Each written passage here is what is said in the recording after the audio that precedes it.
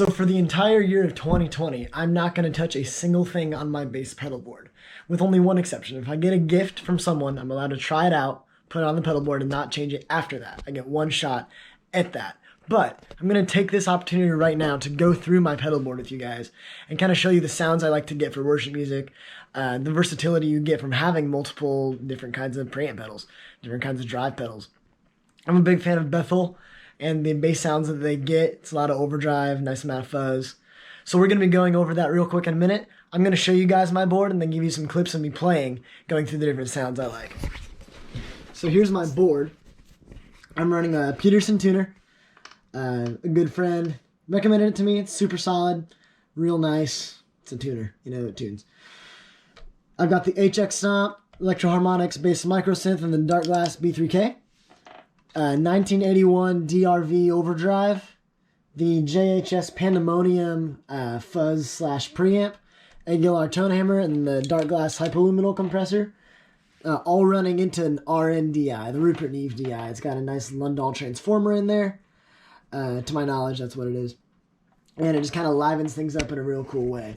I'm running everything with the EHX Stomp in some way. Some running inside of it, my Tonehammer in an FX loop. So what that does, it allows me to put stuff in here before the Tonehammer if I want to. I used to have the B3K effect in here, but then I got an analog one. To be honest, I like it a lot better.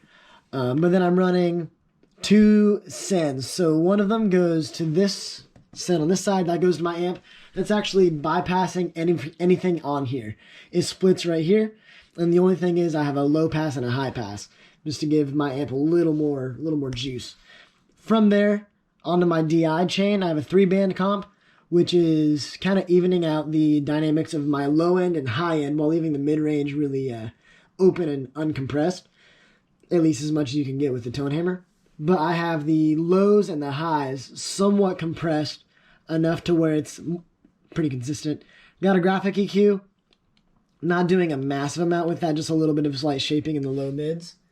The tube pre sounds good. That's more so just because it says tube in it. I probably should like it.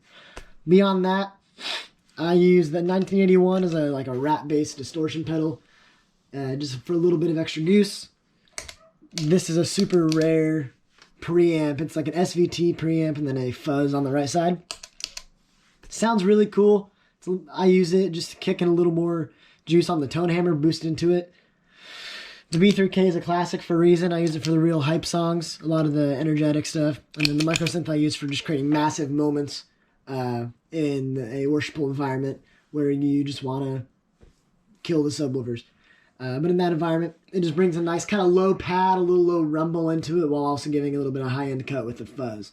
So, I'm going to play for you guys and give you some clips of how this board sounds, and then afterwards I'll go over some things I like, some things I don't like, and some things I want to change in the future.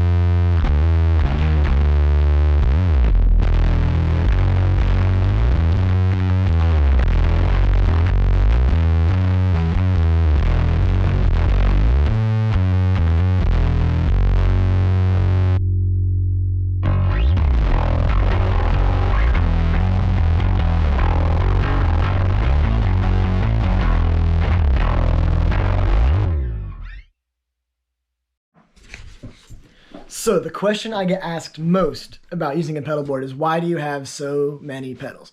Part of that is I play with a bunch of different worship teams. I do contract work on my own. I play with my home church. I play with my band. We travel around and play worship music. And then I help out with some other churches locally. And I am asked to use several different kinds of sounds. I have some that really love a grungy, distorted bass tone. I have some that really enjoy a nice, clean, fat, no dirt at all kind of tone. And then everything in between.